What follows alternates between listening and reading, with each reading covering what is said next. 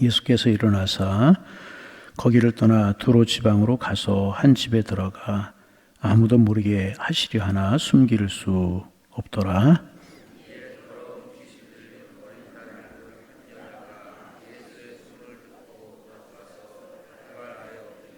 그 여자는 헬라인이요 소로보닉의 족속이라 자기 딸에게서 귀신 쫓아내 주시기를 간구하거늘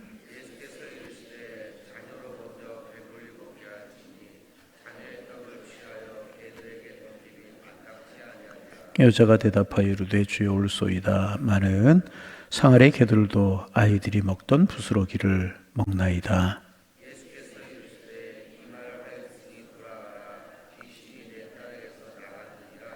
함께 보십니다. 여자가 집에 돌아가 본즉 아이가 침상에 누웠고 귀신이 나갔더라. 아멘. 우리가 이제 좋아하는 찬송 중에 나 같은 죄인 살리신이라고 하는 찬양이 있습니다. 이 이제 곡은 영국의 이제 존 뉴튼이라고 하는 유명한 목사님이 작사한 그런 곡입니다. 뉴튼 목사님이 하신 말 가운데 아주 유명한, 제가 장례 때 종종 인용하기도 하는 그런 이야기인데요. 천국에 가면 나는 세 가지 사실 때문에 놀랄 것이다. 나는 천국에 가면 세 가지 사실 때문에 놀랄 것이다. 이런 이야기를 하셨습니다. 내가 천국에 가면 꼭 볼 수 있을 것이라고 기대했던 사람이 천국에 없는 것을 보고 놀랄 것이다. 꼭 있을 줄 알았는데 없는 것 보고 놀란다는 거예요. 두 번째는 내가 천국에서 볼 것으로 기대하지 않았던 사람, 저 사람은 천국에 가면 없을 거야. 그랬던 사람이 천국에 있는 것을 보고 놀랄 것이라는 것입니다. 그리고 세 번째 놀라는 것은 내가 그곳에 있는 사실 때문에 놀랄 것이다 그랬어요. 내가 천국에 있다는 사실 때문에 놀랄 것이다. 여러분, 그 놀람이 우리에게 있기를 원합니다. 이 말은 어떤 사람을 보니까 믿는 것 같고 믿음이 좋은 것 같아 보이는데 사실은 믿지도 않았고 믿음도 없었다는 그런 이야기가 되는 것입니다. 그래서 놀랄 것이다. 그런가 하면 어떤 사람은 그러니까 이제 그 사실을 다른 말로 이야기하면 어떤 사람은 예수 믿고 천국에서 큰 상을 받을 것 같은데 오히려 책망받는 사람이 있을 수도 있다는 것입니다. 그런가 하면 어떤 사람은 저 사람에게 무슨 믿음이 있겠는가 그렇게 생각했는데 천국에 보니까 주님께서 얼마나 그 사람을 칭찬하시고 큰 믿음이라고 이야기하는지 그럴 사람이 틀림없이 있다는 것입니다.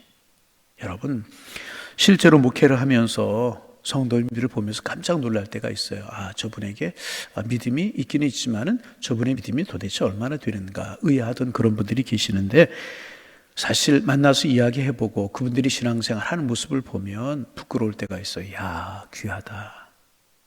야, 귀하다. 그런 분들이 있다. 그런데 저분이 참 믿음이 있겠지? 그런 생각을 했는데 사실 어떤 사건이나 어떤 일을 같이 해보다 보면 전혀 믿음이 없는 그런 경우도 가끔은 있을 수 있다. 여러분은 어떤 믿음을 가지고 계십니까? 예수님 당시에도 그런 모습이 있었습니다. 예수님의 제자들 사람들이 부러워하지 않았겠습니까? 그 중에서 베드로, 야고보, 요한 믿음이 좋은 사람이라고 사람들에게 부러움을 당하지 않았겠습니까? 가장 가까이에서 예수님을 모시고 그분의 말씀을 들었어요. 우리로 말하면 중직 중에 중직이에요. 그렇죠? 예수님 가까이 항상. 또 예수님 항상 세 사람 데리고 다니시고. 그렇잖아요? 그런데 그렇기 때문에 많은 사람들이 믿음이 좋은 사람들이 부러워했을지 모르겠습니다. 그런데 복음서에 보면 예수님께 종종 제자들에게 믿음이 적다. 너에게 믿음이 있느냐? 그렇게 말씀하신 거 우리가 볼 수 있지 않습니까? 그런가 하면 예수님께서 믿음이 크다 이렇게 이제 칭찬하신 사람들도 있습니다. 본문에 나타난 수로보닉의 여인이나 누가복음 8장에 나오는 12를 혈중을 앓고 있던 여인이나 또 자기의 하인이 질병으로 고생하고 있을 때 예수님께 나와서 말씀만 하옵소서. 그러면 내 하인이 낫겠습니다. 말씀만 하셔도 내 하인이 나을 것이라는 것입니다. 그래서 예수님께서 그를 보시면서 이스라엘 가운데서 이만한 믿음을 만나보지 못하였도다. 큰 믿음을 가진 사람이다. 그렇게 예수님이 칭찬하셨습니다. 여러분, 백부장은 이스라엘 사람이 아니었었어요. 로마에서 왔고 신앙적인 배경이 전혀 없는 사람이었습니다. 그러나 예수님께 큰 칭찬을 받았다는 거예요. 여러분, 우리의 믿음이 이런 믿음이 되기를 원합니다. 주님 보시기에 중심이 꽉 차 있는, 그래 주님이 칭찬하실 만한 그런 믿음. 입만 무성한 무화과 나무처럼 겉만 무성한 것이 아니라 정말 주님 보시기에 칭찬받을 만한 그런 믿음이 필요하고, 주님은 그런 사람을 찾고 계신다는 것입니다. 오늘 본문에 나타난 수로보닉의 여인을 향하여서 예수님께서 내 믿음이 크도다 이렇게 말씀하시면서 내 믿음대로 될 것이다. 여러분, 축복 중에 축복이 믿는 대로 되는 것 아니겠습니까? 여러분, 그런 은혜가 있기를 바랍니다. 예수님께서 내 믿음이 크도다, 내 믿음대로 될 것이다, 그렇게 말씀하셨습니다. 그래서 여러분, 우리가 믿음이 참 중요합니다. 믿음으로 말하고 믿음으로 보고, 다른 거 중요한 거 아니에요. 믿음으로 보고 믿음으로 말하고. 여인이 이제 자기의 딸의 문제를 가지고 예수님 앞으로 나왔잖아요. 예수님을 믿게 되는 동기가 사람마다 다를 수 있지만 자식에 대한 안타까움, 그런 마음을 가지고 인간의 한계를 느끼면서 자녀를 위해서 기도하며 예수님 앞으로 나오는 사람들이 오늘도 이제 많이 있습니다. 이 여인도 자기 딸의 문제를 가지고 예수님 앞으로 나왔습니다. 그리고 여인은 부스러기 은혜라도 베풀어 주옵소서, 부스러기 은혜를 달라고 그랬지만 예수님께서는 이 여인에게 부스러기가 은혜가 아니라 큰 은혜를 주셨어요. 여인은 큰 은혜를 받았습니다. 그리고 예수님께서 여인을 향하여 반복되는 이야기지만 내 믿음이 크도다, 믿음이 크다, 그렇게 칭찬하셨어요. 여러분, 오늘 우리를 둘러싸고 있는 답답한 현실 속에서 하나님의 은혜를 구할 때 어떤 모습으로 예수님께 나아가야 될까, 우리가 배워야 될 것이고, 이제 하나님의 은혜를 소망하는 사람마다, 자신의 문제에 대한 응답을 구하는 사람마다 이 여인에게서 배워야 될 것입니다. 그 믿음이 어떤 믿음인가? 큰 믿음 배우게 되기를 소망합니다. 몇 가지 배울 것이 있지만 오늘 한 가지만 나누면서 은혜를 나누기를 원합니다.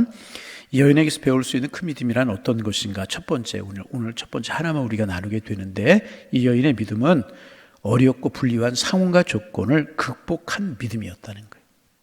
이 여인이 처한 상황은 어렵고 불리한 조건이었어요. 그런데 다른 말로 이야기하면 환경을 극복한 믿음이었다는 거예요. 예수님을 믿을 만한 좋은 조건이 없었음에도 불구하고 그녀는 주님을 믿었다는 것입니다. 26절 말씀 같이 한번, 이 여인의 조건이 어떤 것이었는가? 26절 말씀 소리내어서 같이 한번 읽습니다. 26절 읽습니다. 그 여자는 헬라인이요 수로보닉의 족속이라 자기 딸에게서 귀신 쫓아내 주시기를 간구하거늘. 이 여인은 유대인이 아니고 헬라인이었습니다. 다시 말하면 그리스 사람이었다는 것입니다. 마태복음에서는 이 여인을 가리켜서 가나안 여인이었다, 그렇게 이제 말하고 있습니다. 그 당시 이스라엘 사람들은 유대인이 아닌 모든 사람들을 통상적으로 헬라 사람이라고 불렀습니다. 그래서 오늘 26절에 그 여자는 헬라인이요, 그렇게 이야기했잖아요. 당시 유대인이 유대 사람 아닌 사람들은 통상적으로 헬라인으로 이제 그렇게 불렀습니다. 당시 헬라 문화가 가장 번성하던 시기였고, 그런 시대에 이스라엘 사람들이 자기들의 특수한 문화를 지키려고 했습니다. 그래서 자신들을 제외한 모든 사람들을 헬라 사람이라고 했고, 그렇지 않으면 가나안 사람이다, 이제 그렇게 불렀습니다. 그리고 오늘 본문에 보면 이 여인을 수로보닉의 여인이라고 그렇게 불렀습니다. 수로보니게라고 하는 말은 두 가지 단어가 합성된 것인데, 시리아와 베니게라고 하는 말이 합해진 말이 수로보니게라고 하는 말입니다.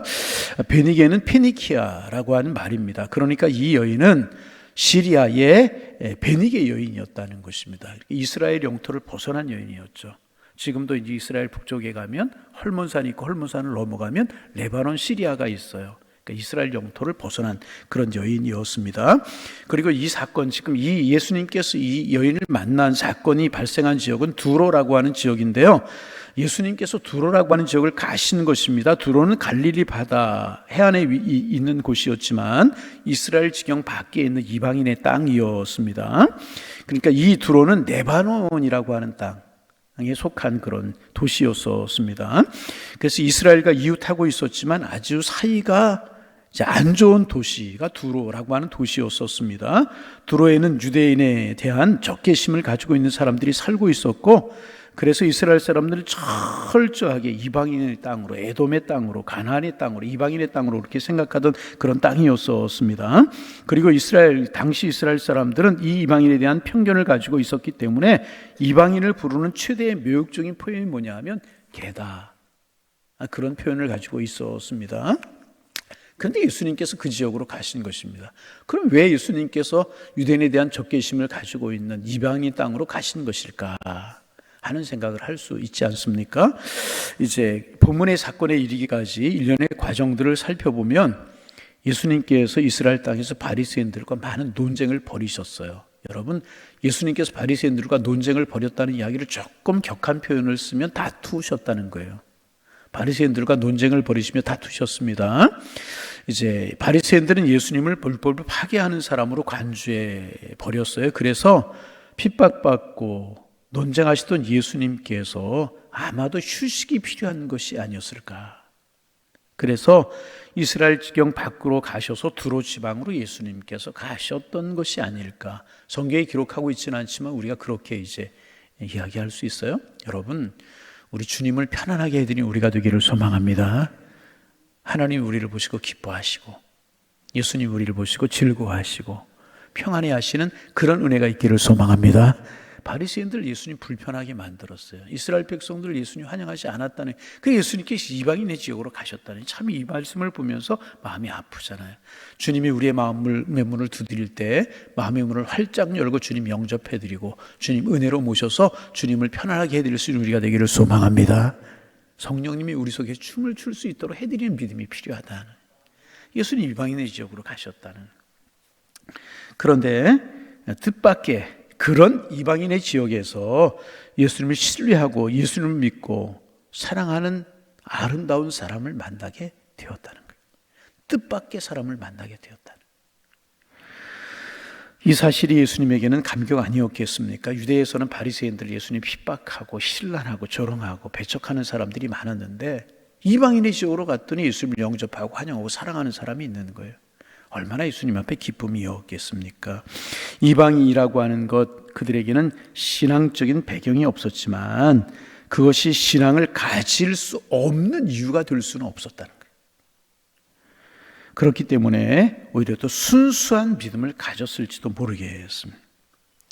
또 그녀가 가지고 있는 불리한 조건이 하나가 있었잖아요. 뭐였습니까? 여인이었다는 것입니다. 그 당시 여자는 정당한 대우를 받을 수가 없었어요. 죄송하지만. 지금이 아니고 그 당시라고 그랬어요. 죄송하지만 그랬단 말이죠. 옛날 유대 남자들이 아침에 일어나면 세 가지 감사 기도를 드렸다고 그래요. 아침에 유대 남자들이 일어나면 세 가지 하나님 앞에 감사 기도를 드렸는데, 첫째는 내가 이방인으로 태어난 것이 아니고 유대인으로 태어난 것 감사했고, 두 번째는 자신이 여자로 태어나지 않은 것을 감사했대요. 지금 아니고 그 당시 유대인들이 남자로 태어난 감사했고, 세 번째는 자신이 노예가 아닌 자유인으로 태어난 것을 감사했답니다. 당시 여인들이 받는 처우가 이랬다는 것입니다. 그 여인은 여러 가지 조건이 다 모치했다는 것입니다. 그런데 그런 환경을 다 극복하고 예수님께 나왔다는 것입니다. 그래서 여러분, 환경 핑계할 수 없어요. 내가 처한 상황이 힘들고 어려운 것 사실이지만 예수님을 만나는 일, 신앙을 가시는 일에는요, 환경 여건 핑계할 수 없다는 거예요. 나를 사랑하시는 주님을 위해서 내가 헌신하는 것, 소중한 것. 여러분, 나에게 다른 사람보다 열등한 조건이 있고 어려운 조건이 있고 또 무력함이 있지만 그 어려운 환경이나 내가 무력하기 때문에 여러분, 하나님께 나아가지 못하는 것이 아니고 그렇기 때문에 더 전능하신 주님이 필요한 것 아니겠습니까? 부족하기 때문에, 연약하기 때문에, 어려운 환경을 가지고 있기 때문에 주님이 더 필요한 것 아니냐 하는 것입니다. 내가 다 잘나고 다 잘하고 다 똑똑하고 다 온전하면 주님이 나에게 왜 필요하겠어? 여러분, 그렇잖아요. 나의 무지를 알고 나의 부족함을 알기 때문에 모든 것을 아시고 전능하신 하나님의 지혜, 하나님의 은혜가 우리에게 필요한 것 아니겠습니까? 여러분, 그렇잖아요. 그래서 여러분, 이제 통상적으로 사람들이 말하는 인생의 불리한 조건이 반드시 신앙적으로 불리한 조건은 아니라는 거예요. 세상의 조건은 그렇지만 신앙적으로 그것이 반드시 나에게 불리한 조건은 아니라는 거예요. 연약하기 때문에 하나님의 치유를 사모할 수 있는 것이고, 부족하기 때문에 하나님의 은혜를 간구할 수 있는 것이고, 나의 불리한 조건 때문에 그 불리한 조건이 하나님께로 나를 인도하는 조건이 될 수 있는 것이고, 어려운 조건 때문에 내가 예수님을 믿게 되고 오히려 하나님 앞으로 나아가는 통로가 되게 될 수 있다는 것이라. 그러기에 주님 안에 생각하면 모든 것이 은혜라는 거예요. 그런 의미에서 이 여인은 불리한 조건을 극복하고 주님이 칭찬하시는 믿음의 자리에까지 나아가게 되었다는 점에서 우리에게 큰 교훈을 주고 있다는 거예요. 혹시 여러분, 우리 그런 마음 가지고 있잖아요. 나는 이것도 부족하고 저것도 안 되고 나 이런 환경 가운데 거하는데, 그런 마음 있지 않아요? 여인이 그러한 여인이. 그러나 그런 거 다 극복하고 주님 앞에 나아가서 자기의 소망도 이룰 뿐만 아니라 오히려 예수님께 큰 믿음을 가진 사람이라고 칭찬까지 받았다는 거예요. 그렇다면 우리도 이길 수 있고, 우리도 주님 앞에 나아갈 수 있고, 우리도 칭찬받을 수 있는 것 아니겠습니까? 계속해서 내일 이 말씀 묵상하겠지만, 우리가 가지고 있는 여러 가지 어렵고 힘든 여건들이 그렇게 오히려 주님 앞에 나아갈 수 있는 통로가 되어서 축복의 주인공들, 은혜의 주인공들, 칭찬의 주인공들 다 되실 수 있기를 주님의 이름으로 축원합니다. 하나님, 고맙습니다. 하나님의 자녀 삼아주신 것 고맙고, 천국 바라보고 살아가게 하신 것 고맙고, 새벽에 나와 기도할 수 있도록 인도하신 것 고맙고, 그러게 오늘도 주님 바라보며 살아가게 하신 것 감사합니다. 주님과 동행하는 축복의 날 될 수 있도록 인도하여 주시어서 세상이 알지 못하는 감격과 기쁨이 우리의 마음에 넘쳐나게 하여 주옵소서. 하나님, 이 수로보니게 여인이 이방 여인이었고 여러 가지 불리한 조건들을 가지고 있었지만, 불리한 조건 때문에 오히려 예수님께 나아갔고 예수님의 은혜를 받을 수 있었고 예수님께 큰 믿음을 가진 여인이라고 칭찬받을 수 있었는데, 행여나 내가 생각하기에 어려운 조건들, 힘든 여건들, 불리한 여건들을 가지고 있지는 않습니까? 그것 때문에 주님의 은혜가 내게 머물게 되는 통로임을 기억하고 하나님을 가까이 할 수 있는 저희가 되게 하여 주옵소서. 사도 바울에게 약한 가시가 있었지만 약한 가시 때문에 하나님의 은혜가 내게 머물기 때문에 내가 약한 것이고 하나님의 은혜라고 고백하였던 그 믿음, 우리의 믿음이 되기를 소망합니다. 그러기에 오늘 아침에 주님 앞에 간절한 마음으로 기도합니다. 부족한 우리 가정에 임하여 주옵소서. 연약한 우리 자녀들을 책임져 주옵소서. 연약한 내 심령 속에 성령으로 단비를 내려주시고 치워주셔서 감격으로 은혜로 살아가는 저희가 될 수 있도록 주님 축복하여 주옵소서. 여러 가지 우리를 둘러싸고 있는 환경들이, 믿음으로 살아갈 수 있는 여건들이 힘들다고 이야기하기에 더 무릎 꿇어 주님 앞에 기도하고 더 사모함으로 주님 앞에 나아가는 저희들 되게 도와주셔서 축복의 통로가 되고 은혜의 통로가 되고 두 손 들어 주님을 찬송하고 주님의 은혜를 경험하는 하나님의 사람들 다 되게 하여 주옵소서.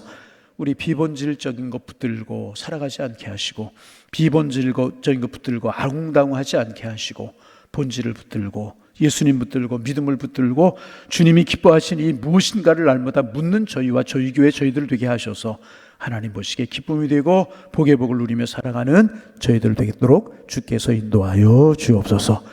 이 새벽에도 오늘 아침에도 간절한 마음으로 기도합니다. 우리 교우들 중에 건강으로 인하여서 힘들어하고 지쳐있고 상해있고 낙심하고 있는 하나님, 선한 싸움을 싸우고 있는 교우들을 위해서 기도합니다. 하나님 찾아가 주옵소서. 주님이 어루만져 주옵소서. 손얹어 축복하여 주옵소서. 주님의 십자가의 보혈 한 방울, 그 물 한 방울 떨어뜨려 주시면 얼마든지 치료해드릴 수 있는 줄로 믿사오니 찾아가 주시고 어루만져 주옵소서. 십자가의 보혈로 정결케 하여 주시고 깨끗게 하여 주시고 건강케 하시어서 뛰고 걸으며 함께 찬양하며 함께 예배하며 함께 주님을 경배할 수 있는 은혜를 베풀어 주옵소서. 간증이 넘쳐나고 찬양이 넘쳐날 수 있도록 축복하여 주옵시고 연약한 모습들, 부족한 모습들을 가지고 주님 앞에 엎드리는 교우들 많아질 수 있도록 인도하여 주시어서 주님이 이렇게 사랑하시고 이렇게 축복하시고 이렇게 환경을 변화시켜 주셨습니다. 이렇게 나를 치료하시고 이렇게 우리 가정을 축복하셨습니다. 이런 간증으로 가득가득 찬 우리 교회가 될 수 있도록 주님 축복하여 주옵소서. 간증이 넘치고 주님의 살아계신 은혜가 넘쳐날 수 있는 그런 저희가 교회가 되게 하셔서 은혜가 풍성한 교회로 주 앞에 설 수 있도록 주께서 함께하여 주옵소서. 이 새벽도 기도 제목 가지고 기도하는 기도의 제목들 속에 주님 함께하시고 그 기도의 제목이 주님 앞에 상달됨이 경험되게 도와주셔서 나를 사랑하시는 주님 고맙습니다. 우리 모두의 고백이 될 수 있도록 축복하여 주옵소서. 하나님, 이제 추운 겨울을 맞이하여서 방학 중에 있던 전도팀들 오늘부터 전도 시작하려고 합니다. 하나님 힘을 주시고 전도의 문을 열어 주옵소서. 복음을 전하는 저희 교회로 든든히 서게 하시고 이런 것에 관심을 갖는 저희들 되게 도와주옵시며 또 중보기도 팀들이 모여서 중보기도 하는 날입니다. 중보기도를 통해서 영혼이 살아나고 환자가 일어나고 낙심한 심령들이 새로워지고 하나님 흔들렸던 믿음들이 굳건해지고 하나님의 축복과 역사가 일어나는 통로가 될 수 있는 중보기도 사역이 될 수 있도록 축복하여 주옵시고 새롭게 중보기도 팀을 모집하여서 또 중보기도 사역 훈련 시작하려고 합니다. 이 일 속에도 성령으로 기름 부어 주시어서 많은 기도의 용사들이 일어나고 기도에 강한 주님의 백성들이 생겨나게 도와주셔서 기도로 가득가득 찰 수 있는 하나님의 교회가 될 수 있도록 축복하여 주옵소서. 저녁에 예배가 있습니다. 예배를 소리하지 않게 하시고 하나님 모이기를 피하는 어떤 사람들의 습관을 따라가지 않게 하시며 우리 다른 것 자랑하지 말고 주님 앞에 예배하는 일, 기도하는 일, 주님을 사랑하는 일, 주님 앞에 은혜 받은 것들을 자랑하는 저희 교회가 되게 하셔서 하나님 앞에 큰 기쁨이요 우리 교회가 마지막 때까지 주님 앞에 귀하고 아름답게 쓰임받는 그런 교회가 될 수 있도록 축복하여 주옵소서. 이 새벽 이 수로보니게 여인의 믿음, 이 믿음 가지고 주님 앞에 기도할 때 하나님 우리의 기도의 문제도 관여하시고 치유하시고 낫게 하시고 응답하여 주옵소서. 예수님의 이름으로 기도하옵나이다. 아멘.